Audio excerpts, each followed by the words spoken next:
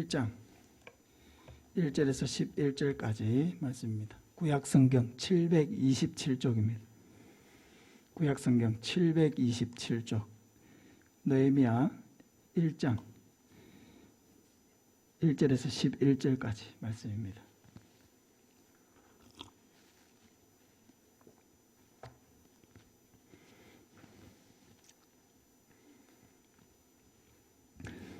교독하고 11절은 같이 읽겠습니다. 하가랴의 아들 느헤미야의 말이라. 아닥사스다 왕 제20년 기슬러월에 내가 수상궁에 있는데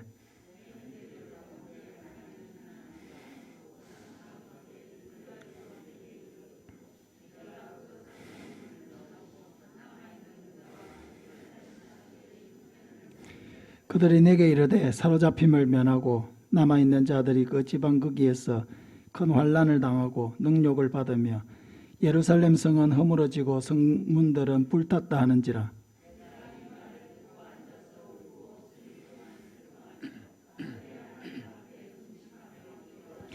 이르되 하늘의 하나님 여호와 크고 두려우신 하나님이여 주를 사랑하고 주의 계명을 지키는 자에게 언약을 지키시며 긍휼을 베푸시는 주여 간구하나이다.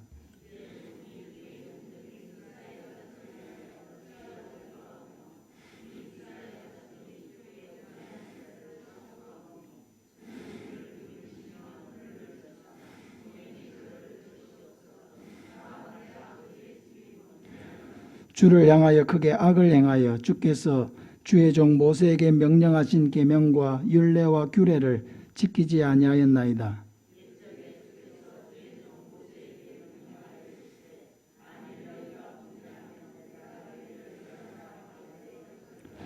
만일 내게로 돌아와 내 계명을 지켜 행하면 너희 쫓긴 자가 하늘 끝에 있을지라도 내가 거기서부터 그들을 모아 내 이름을 두려고 택한 곳에 돌아오게 하리라 하신 말씀을 이제 청하건대 기억하옵소서.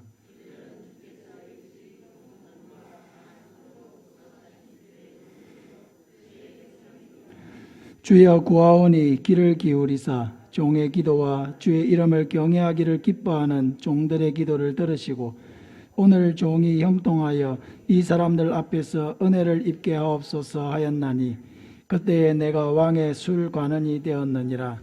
아멘. 거룩한 부담감이란 제목으로 말씀을 전하겠습니다.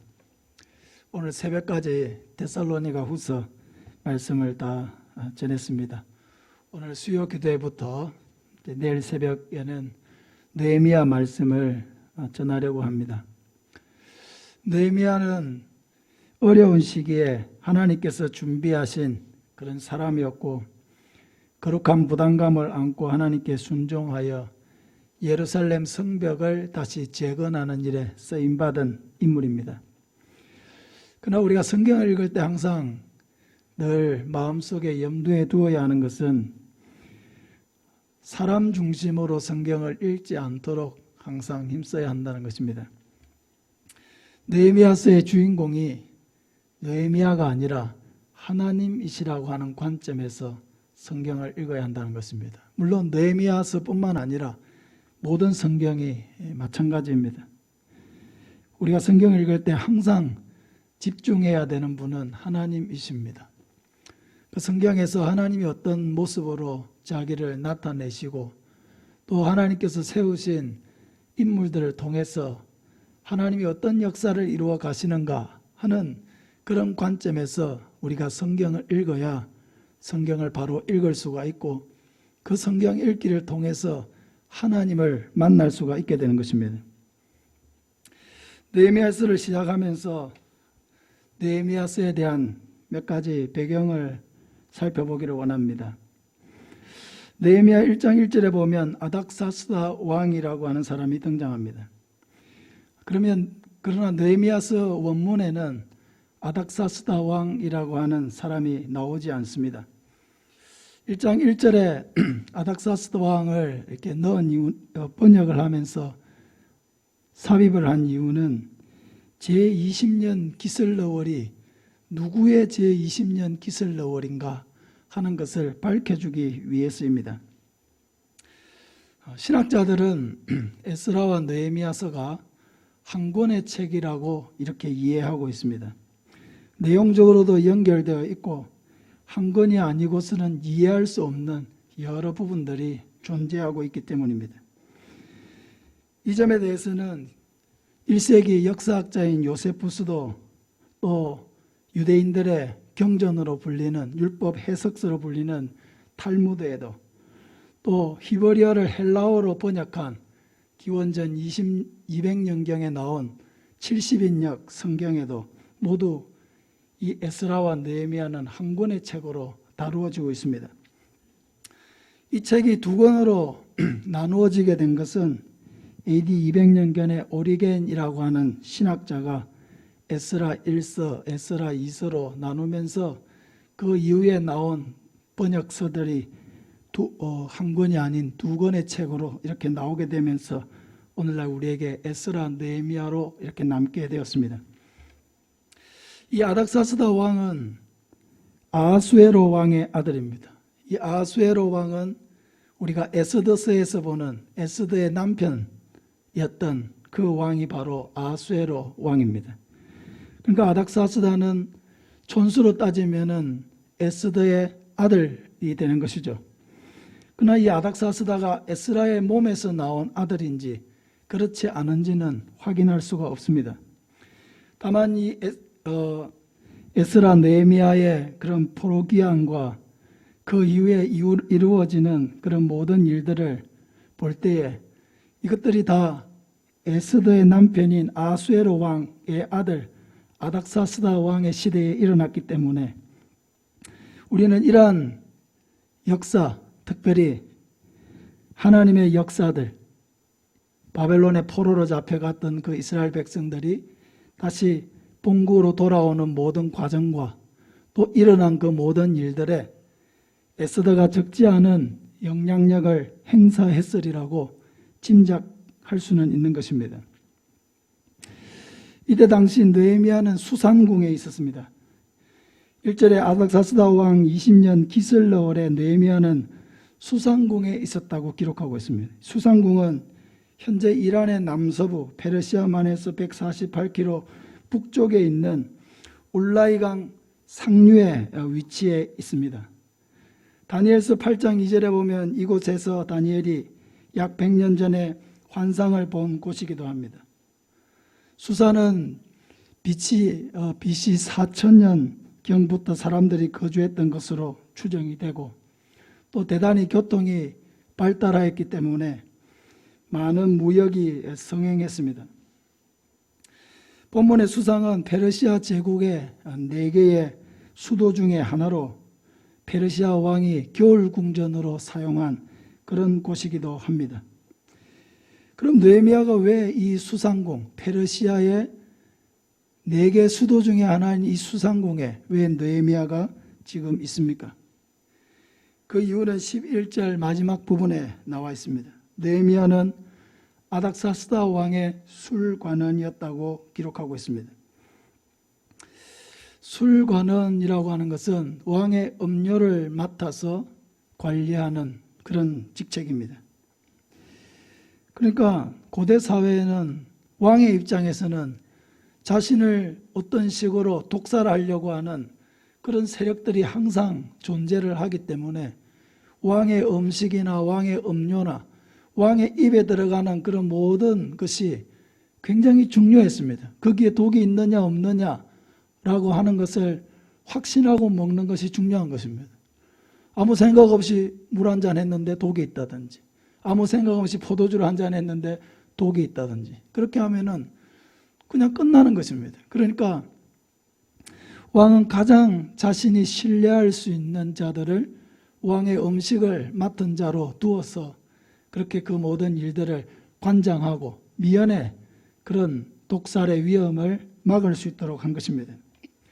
그러니까 이 느헤미야가 술관원으로 섬겼다라고 하는 것은 얼마나 왕에게 총애받고 신뢰받는 위치에 있었다는 것을 그 직책으로 우리에게 가르쳐주고 있는 것입니다. 느헤미야가 이런 일들을 맡아보고 있을 때 예루살렘에서 형제 몇 명이 급하게 느헤미야를 만나기 위해 왔습니다. 2절 3절을 보면 내 형제들 가운데 하나인 하나니가 두어 사람과 함께 유다에서 내게 이르렀기로 내가 그 사로잡힘을 면하고 남아있는 유다와 예루살렘 사람들의 형편을 물은즉 그들이 내게 이르되 사로잡힘을 면하고 남아있는 자들이 그 지방 거기에서 큰 환난을 당하고 능욕을 받으며 예루살렘 성은 허물어지고 성문들은 불탔다 하느니라. 이스라엘의 역사를 보면은 출애굽의 역사가 있죠. 출애굽. 그 다음에 뭐가 있습니까? 가나안에 들어가게 되죠. 가나안 정복 시대입니다. 그 다음에 뭐가 있습니까?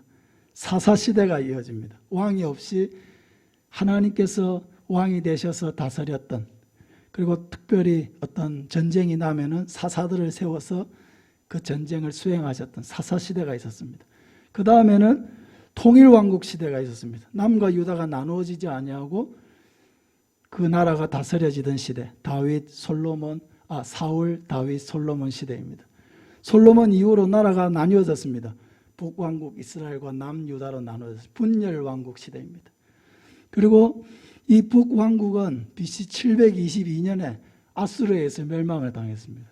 그리고 남유다도 BC 586년에 바벨론에 의해서 멸망을 당했습니다. 그럼 그 다음에 어떻게 됐습니까? 우리가 잘 아는 바벨론 포로 시대가 된 것이죠. 70년간 바벨론 포로 시대가 이어졌습니다. 그 후에는 다시 바벨론에서 돌아오는 시기입니다. 바벨론 포로 귀환 시대입니다. 세 차례에 걸쳐서 돌아오게 되는데 스룹바벨이라고 하는 사람이 1차로 사람들을 데리고 돌아왔고 2차로는 에스라가 지도자가 되어서 돌아왔습니다. 그리고 이제 느헤미야가 3차로 이스라엘 백성들을 데리고 돌아와서 이제 예루살렘 성벽을 재건하는 그런 일을 하게 됩니다. 그러니까 느헤미야가 위치한 이 시기가 바로 포로 귀환이 이미 2차례가 일어났고 이제 3차례 일어나야 될 그 상황에 대한 말씀이라고 여러분이 역사적으로 이해를 하고 말씀을 들으시면 좋겠습니다. 하나니와 그의 형제들이 유다로부터 이렇게 수산에 있는 느헤미야에게로 왔습니다. 이 여행 거리가 굉장히 엄청납니다. 대략 유다에서 수산공까지는 약 1600km 정도에 육박한 거리입니다. 당시에 열악한 이런 교통 상황을 생각해 보았을 때 적어도 2개월 이상이 소요되었을 것으로 생각하고 있습니다. 그리고 당시에 이스라엘 백성들이 처한 상황이 너무나 좋지 않았기 때문에 여행 중에 그때 당시에는 무슨 치안이나 이런 것이 잘 되어 있지 않은 그런 시대잖아요. 강도를 만나거나 또 아주 좋지 않은 사람들을 만날 수 있는 그런 위험이 있었지만은 그때 당시에 유다의 상황이 너무 좋지 않았기 때문에 그들은 느헤미야를 만나서 도움을 청해야겠다는 그런 생각을 가지고 그렇게 긴 여행을 마다하지 않고 유다로 온 것입니다. 그런데 유다에서 이렇게 수산공에 도착하자마자 예루살렘이 당한 현실에 대해서 먼저 물은 사람은 느헤미야였습니다. 2절을 다시 보면은 내 형제들 가운데 하나인 하나니가 두어 사람과 함께 유다에서 내게 이르렀기로 내가 그 사로잡힘을 면하고 남아있는 유다와 예루살렘 사람들의 형편을 물은적이라고 말하고 있습니다. 상식적으로 하면은 그 먼 길을 찾아온 사람이 왜 찾아왔는지 그 이유를 먼저 이야기하는 것이 순서인 것 같은데 느헤미야가 오히려 자기를 찾아온 형제들에게 그 예루살렘의 상황에 대해서 먼저 물었습니다. 그것은 그 1600km를 달려와서 그들의 상황을 알려주고 싶어 했던 사람보다도 느헤미야가 자기 민족의 현 상황에 대해서 더 궁금해하고 더 알기를 원했다는 것을 보여주는 것입니다. 느헤미야가 비록 이국 땅에서 높은 관직에 올라서 자기 스스로는 아무 걱정이 없고 어려움도 없고 자기 살아갈 일에 대해서는 아무 걱정이 없는 그런 사람이었음에도 불구하고 이스라엘 백성들의 그 현 상황이 어떠한지, 70년의 포로를 끝내고 먼저 돌아갔던 자기 백성들이 어떻게 살고 있는지, 그것에 대해서 마음속에 늘 관심을 가지고 기도하고 있었다는 것을 보여주는 것입니다. 느헤미야가 이들을 통해서 들었던 소식은 좋은 소식이 아니라 굉장히 참 슬픈 소식이었습니다. 사로잡힘을 면하고 남아있는 자들이 큰 환난을 당하고 능욕을 당하고 예루살렘 성은 회파되었다는 소식이었습니다. 이미 스룹바벨을 통해서 돌아온 자들이 성전도 재건하였지만은 여전히 예루살렘은 큰 어려움 가운데 있었다는 것입니다. 문제가 계속 나타나고 있었던 이유는 성벽이 회파되었다는 것에 있습니다. 이 고대 사회에서 성벽이라고 하는 것이 얼마나 중요합니까? 전쟁이 나면은 성벽 안으로 다 들어와서 외적에 맞서 싸우기도 하고 보호도 받았습니다. 성벽이 없다는 것은 외적의 침입을 막아줄 수 없다는 것입니다. 이런 형편에 있으니까 이스라엘 백성들은 무시를 당하고 능욕을 당했습니다. 느헤미야가 자기 민족의 이런 큰 고통과 아픔을 접했을 때에 그의 마음속에는 큰 부담감이 일어났습니다. 그래야 하나님께 이 모든 일을 가지고 기도했습니다. 11절에 보면은 주여 구하오니 귀를 기울이사 종의 기도와 주의 이름을 경외하기를 기뻐하는 종들의 기도를 들으시고 오늘 종이 형통하여 이 사람들 앞에서 은혜를 입게 하옵소서 하였나니 그때에 내가 왕의 술관원이 되었느니라. 느헤미야의 이 기도는 자신의 행동을 담보한 것입니다. 오늘 종이 형통하여 이 사람들 앞에서 은혜를 입게 하옵소서 한 것은 자신이 이제는 이 궁에 머물 것이 아니고 자기 민족을 위해서 무엇을 해야 될지를 하나님 앞에 결단하고 하는 기도입니다. 그러므로 이 느헤미야의 기도와 헌신은 결코 갑자기 일어난 일이라고 할 수 없습니다. 아무 생각 없이 있다가 자기 형제들의 소식을 듣고 갑자기 즉흥적으로 그런 일들을 결단하게 된 것이 아니라는 것입니다. 하나님이 한 사람 느헤미야를 준비시켜서 예루살렘 성벽을 재건하고 그 성벽의 재건으로 말미암아 이스라엘이라고 한 나라를 재건하려고 이 느헤미야를 택하시고 그런 일들을 하게 하셨을 때에 그것은 결코 즉흥적으로 일어난 것이 아니고 그 모든 일이 이루어지도록 준비해 오신 과정이 있는 것입니다. 하나님이 무슨 일을 하려고 할 때 그냥 하시지 않아요. 출애굽을 하려고 했을 때 출애굽이 그냥 이루어집니까? 모세라고 하는 한 사람이 필요한 거예요. 그 한 사람을 하나님이 언제 준비시켰습니까? 80년을 준비시켰습니다. 2, 3년 대충 이렇게 한 것이 아니고 그가 태어날 때부터 태어나기 전부터 하나님이 그 삶을 간섭하시고 바로의 궁에서 40년간 훈련하고 교육하시고 그것으로 다 됐습니까? 지식을 배우고 기술을 익히고 싸움에 능한 사람이 되었다고 해가지고 하나님의 훈련이 끝난 것은 아니었습니다. 광야에 나와서 40년간 목동으로 살면서 사람들의 주목을 받지 아니하고 살면서 하나님은 그의 내면을 훈련하셨습니다. 한 사람을 하나님께서 훈련시키는 과정이 결코 간단하게 이루어지지 않는다는 것입니다. 하나님이 가장 중요하게 여기시는 일이 뭐냐? 사람을 준비하는 것입니다. 하나님이 무슨 일을 하려고 하면 사람이 필요하고 그 사람이 하나님과 동력해서 일을 하기 위해서는 하나님과 동력하여 일할 수 있는 준비가 되어야 되는 것이죠. 세상 속에 사람이 많다고 해서 다 그렇게 쓰임받는 것은 아닙니다. 홍수가 나면 오히려 먹을 물이 없다고 하잖아요.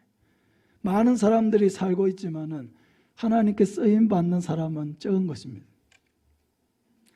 그러니까 하나님께서 이 예루살렘 성벽을 재건하실 계획을 하나님이 가지고 계시고 그 일을 위해서 이 느헤미야를 준비시키신 것이죠. 왕의 술 맡은 간은으로 아주 높은 관직에서 일하는 그때에 예루살렘 성벽의 회파 소식을 듣게 하셨습니다.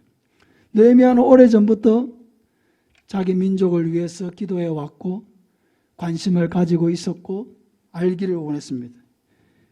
적절한 때에 느헤미야가 하나님을 위해서 일할 수 있는 가장 준비된 때에 하나님은 그 소식을 듣게 하시고 이제 일하게 하시는 것입니다. 하나님이 사람을 쓰시려고 할 때에 직접적으로 무슨 일을 가르쳐 주셔서 하게 하실 때도 있지만은 그 마음에 거룩한 부담감을 주어서 일하게 하실 때도 있습니다. 아브라함을 부르실 때나 모세를 부르실 때나 사도 바울을 부르실 때나 그때는 하나님께서 직접 찾아가셔서 만나시고 직접 부르셨습니다. 느헤미야의 경우는 조금 다릅니다. 하나님이 느헤미야에게 직접 나타나셔서 너는 돌아가서 성벽을 재건하라고 느헤미야에게 직접 말씀하신 일은 없습니다. 단지 그의 마음속에 무엇을 주셨느냐? 거룩한 부담감을 주셨습니다. 자기 백성들의 그 능욕을 당하는 예루살렘 성이 회파되고 온 이방 민족들의 조롱거리가 되어 있는 그런 상황에 대한 소식을 들었을 때에 그는 그것이 하나님이 자신에게 주시는 사명이라고 생각했습니다. 하나님이 자기에게 거룩한 부담감을 주어서 아무도 느헤미야를 떠밀지도 않았고 아무도 느헤미야에게 당신이 그 일을 해야 될 사람이라고 하지 않았는데도 불구하고 그 이야기를 들었을 때 그건 다름이 아니라 자신이 해야 될 일로 받아들였습니다. 그리고 하나님 앞에 그것을 가지고 기도하는 것을 보게 되는 것입니다. 사랑하는 여러분, 하나님이 우리를 들어서 쓰시려고 할 때에 물론 특별한 경우에 직접적으로 내가 무엇을 해야 되는지 하나님이 가르쳐 주실 수도 있습니다. 그러나 많은 경우에 하나님은 우리에게 거룩한 부담감을 주어서 일하게 하십니다. 하나님을 향한 거룩한 소원을 갖게 하시는 것이죠. 빌립보서 2장 13절에 보면 너희 안에서 행하시는 이는 하나님이시니 자기의 기쁘신 뜻을 위하여 너희로 소원을 두고 행하게 하신다고 말씀하고 있습니다. 표준 세번역으로 보면은 하나님께서는 여러분 안에서 활동하셔서 여러분으로 하여금 하나님을 기쁘시게 할 것을 염원하고 실천하게 하시는 분이십니다. 킹 제임스 성경은 너희 안에서 일하사 자기가 참으로 기뻐하는 것을 원하게도 하시고 행하게도 하시는 이는 하나님이시니라. 우리말 성경에는 여러분 안에서 하나님의 기쁘신 뜻에 따라 결단하게 하시고 행동하게 하시는 분은 하나님이시기 때문입니다. 그러니까 하나님께서 자기에게 자기를 위해서 일할 그런 마음을 주시고 우리에게 소원을 갖게 하셔서 하나님의 일을 이루어 가신다는 것입니다. 사랑하는 여러분, 하나님은 우리 마음에 소원을 주십니다. 하나님의 교회를 향한 소원, 하나님의 나라를 향한 소원, 자신의 삶을 어떻게 하나님 앞에 드려야 되겠다는 소원, 그런 하나님의 소원을 우리 마음속에 주시는 거예요. 그래서 그 소원을 따라 순종하는 자들을 통해서 하나님의 역사를 이루어 가시는 것입니다. 하나님이 우리에게 주시는 그런 마음들을 외면하지 않고 하나님이 나에게 이런 마음을 주시는구나. 교회를 위해서 이런 마음을 주시는구나. 하나님을 위해서 이런 마음을 갖게 하시는구나. 하나님이 내게 이런 마음을 주신다는 그런 확신이 있을 때에 그걸 외면하지 않고 순종하면 하나님이 그것을 통해서 일하시고 역사하시는 것입니다. 이것이 바로 거룩한 부담감입니다. 하나님 여러분의 마음속에 어떤 거룩한 부담감을 주십니까? 하나님께서 주시는 그 거룩한 부담감을 흘려보내지 마시기를 바랍니다. 못 들은 척 하지 마시기를 바랍니다. 신학교에 입학을 하면은 나이 차가 많이 납니다.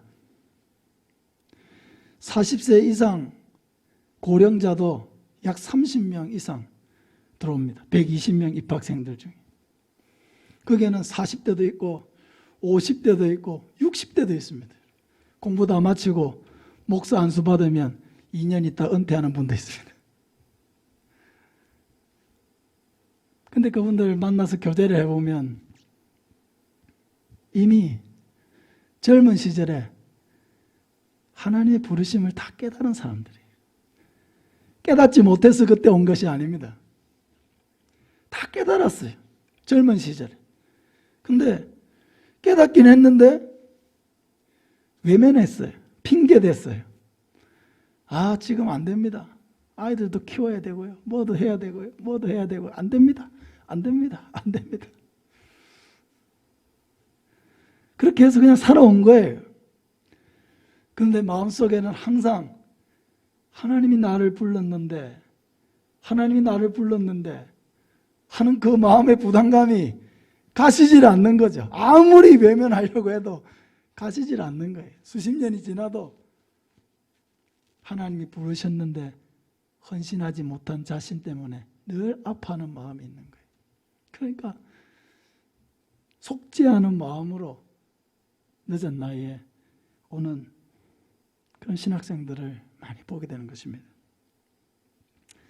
사랑하는 여러분, 헌신이라고 하는 것이 내가 마음 먹으면 항상 할 수 있는 게 아니에요. 결코 그렇지 않습니다. 하나님의 은혜가 있어야 헌신이 되는 거예요. 하나님의 은혜가 있어야 순종이 되는 거예요. 하나님의 은혜 주실 때에 내 다음에 하면 되지. 다음에 더 형편이 나아지면 하면 되지. 더 시간이 많아지면 하면 되지. 더 건강해지면 하면 되지.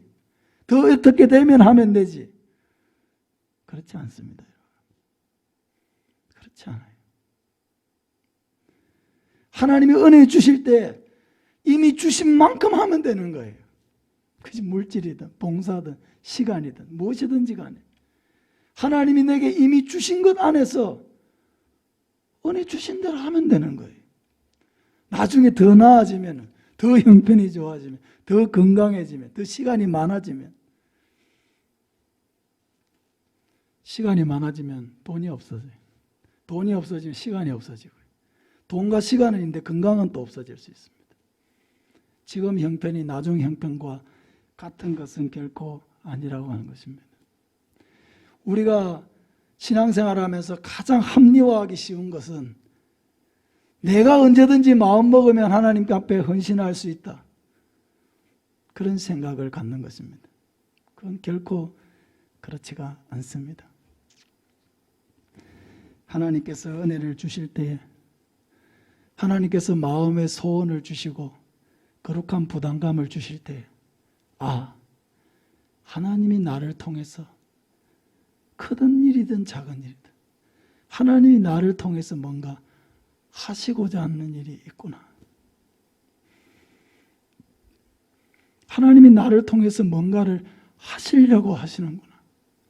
그런 마음을 가질 때 여러분 너무 많은 미래를 내다보지 말고 너무 많은 이후에 일어날 일들에 대해서 걱정하지 말고 중요한 것은 지금 내가 주어진 형편에서 하나님이 주신 은혜 안에서 나 자신을 드리는 것입니다.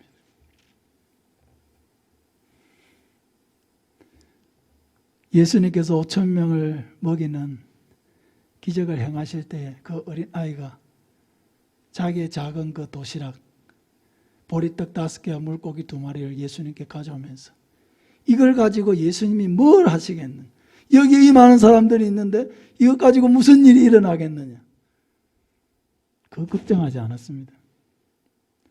그 아이는 그냥 자기가 드릴 수 있는 수준에서 그냥 그걸 드린 거예요. 그 다음 일의 역사는 예수님이 하신 것입니다. 그 아이가 한 것이 아니에요. 자기가 드릴 수 있는 것을 드리면은 그 다음의 역사는 하나님이 하시는 것입니다. 여러분, 우리 교회가 내딛고 있는 한 걸음 한 걸음, 이것이 그렇게 큰 대단한 걸음인가? 우리 교회가 하고 있는 하나하나의 작은 일들, 여러분, 하나님이 하실 일들을 우리가 미리 예측하려고 해서는 안 됩니다. 우리에게 주시는 은혜를 따라서, 우리에게 주시는 마음을 따라서 작은 일들이든 큰 일이든 하나님 주시는 은혜를 따라서 한 가지 한 가지 해나가다 보면은 역사는 하나님이 이루시는 것입니다. 하나님이 우리 교회를 통해서 세계 선교를 하신다고 하면은 여러분, 무슨 그런 일이? 라고 생각하지 마시기를 바랍니다. 우리에게 주어진 의무는 하나님 주신 은혜를 따라서 헌신하는 것이지, 그 이후에 일어날 일들을 미리 내다보고 미리 생각하고 미리 너무 많은 걱정에 사로잡혀서 우리가 무슨 그런 우리 스스로를 과소평가하고 우리 안에서 역사하시는 하나님을 과소평가하려고 해서는 안 된다는 것입니다. 그것은 믿음의 행동이 아니고 불신앙의 행동입니다. 사랑하는 여러분, 하나님 주시는 거룩한 부담감을 감사하게 받으시기를 바랍니다. 그러면은 일하고 역사하시는 분은 하나님이십니다. 느헤미야는 이 소식을 듣고 하나님이 나를 부르시는구나. 이제 내가 더 이상 이 수상공에 머무를 것이 아니고 하나님께서 보여주시는 이 일에 이제까지 내게 주신 이 은혜와 내게 허락하신 이 지위와 그 모든 여건을 사용해서 주를 위해서 일해야 될 시간이 왔구나 깨달았습니다. 깨달은 것을 그치지 아니하고 기도했습니다. 그리고 자신을 드렸습니다. 이제 2장 본문에 내일 새벽에 그 내용들을 좀 다루게 될 것인데 궁금하시면 내일 새벽에 오시기 바랍니다. 너무나 귀한 거예요. 하나님 우리에게 주시는 부담감을 감사하게 받으면 그 사람을 통해 놀라운 역사가 일어납니다. 교회도 하나님이 주시는 거룩한 부담감을 받으면은, 감사히 받으면은 그 교회를 하나님께서 귀하게 쓰시는 것입니다. 안디옥 교회가 바울과 바나바를 파송할 때 바울과 바나바는 안디옥 교회의 가장 중요한 지도자였습니다. 그렇지 않습니까? 바나바는 안디옥 교회 최초의 지도자입니다. 너무 많은 사람들이 모여서 자기 힘으로 감당이 안 되니까 당시에 다소 사도 바울의 고향에 머물고 있던 그 사울을 데리고 와서 함께 동력했습니다.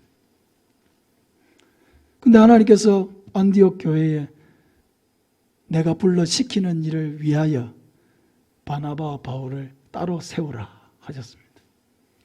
교회가 이것을 감사한 마음으로 받았고 바나바와 바울을 선교사로 파송했을 때 이 두 사람을 통해서 여러분 갈라디아 교회들이 개척되어지고 마게도냐, 아가야, 또 지금의 소아시아, 터키 동쪽에 있는 그 도시들의 교회들이 개척되는 역사가 일어난 것입니다.